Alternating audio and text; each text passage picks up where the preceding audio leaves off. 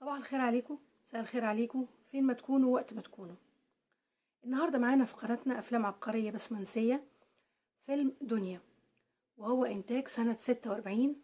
رأي ابراهيم في دور دنيا، احمد سالم في دور محمد، سليمان نجيب في دور فتحي بيه، دولة ابيض في دور الهانم والدة محمد بيه، فاتن حمامه في دور سعاد بنت فتحي بيه اللي هو سليمان نجيب.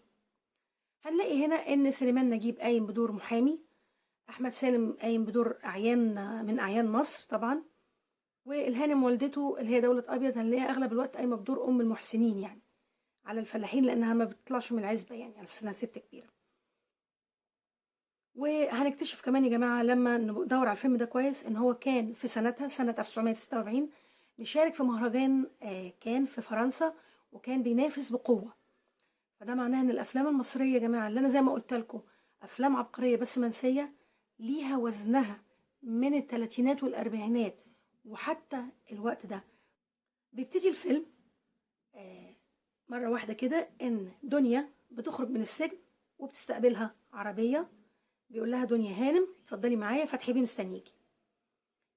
العربيه دي بتوصلها البنسيون، واحده جريجيه بيرحبوا بيها جدا.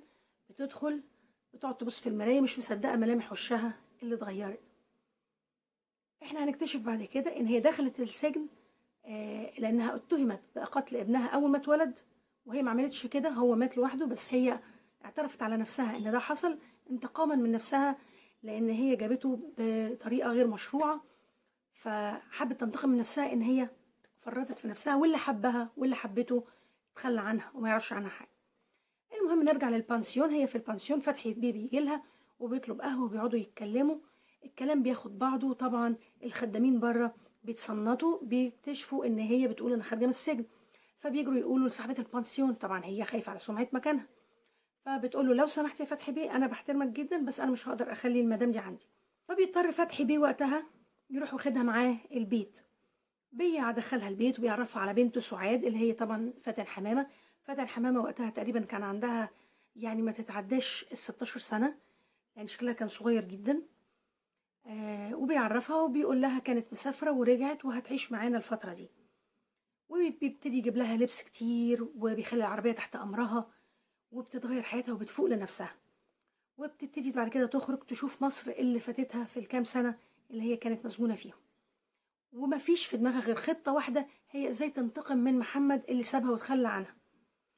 بتلف مصر كلها وبتشوفها لغاية ما فتحي بيه بيعزمها على حفلة بالليل، وبتشوف بالصدفة محمد. هو ما بيفتكرهاش، بس هي لابسة شيك وحلوة وطويلة، وطبعا رأي إبراهيم مش طويلة يا جماعة، هي طويلة طويلة يعني على قد ما تقدروا قولوا. فأول ما بيشوفها بيجري عليها على طول وبيحاول يتعرف عليها، وبتقول له ايه ده انت مش فاكرني. الكلام بيجيب بعضه وبتقول له انا دنيا اللي انت سبتني وبتاع. فقال لها انا ما سبتكيش، انت اللي اختفيتي، ده انا دورت عليكي كتير، انت لسه حبك في قلبي.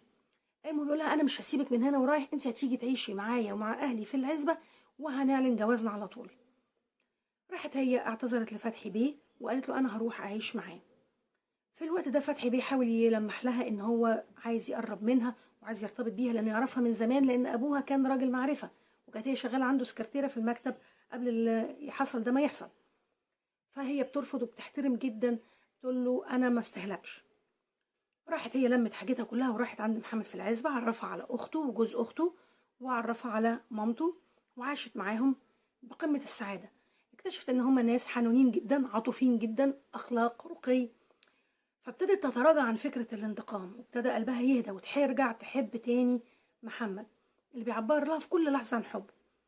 لغاية ما هي لما لقت نفسها إن هي خلاص هتعيش معاهم، فبتعترف لهم إن هي كانت في السجن والسبب إن محمد وقتلها لابنها وكل ده حصل.